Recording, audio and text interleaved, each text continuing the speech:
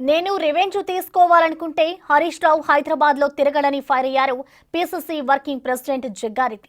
కానీ తాను revenge politics చేయనన్నారు.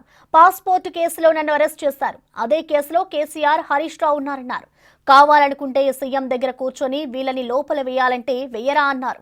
కానీ మేము అలా చేయము, అది తన తత్వం కాదన్నారు జగ్గారెడ్డి. నేను రివెంజ్ చేయాలంటే నేను రివెంజ్కి వస్తే హరీష్ రావు తెలంగాణ హైదరాబాద్లో తిరగాడు. నేను నిజంగా అది కానీ నాకు రివెంజ్ అలవాట్లేదు.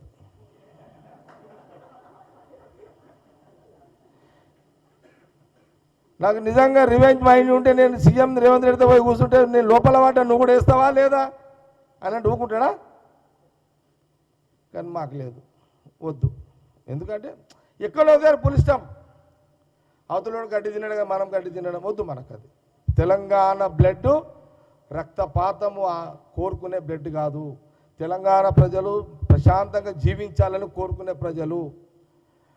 ఒక మూర్ఖుడు మనకేదో చేసిండని మన మూర్ఖులు కావు.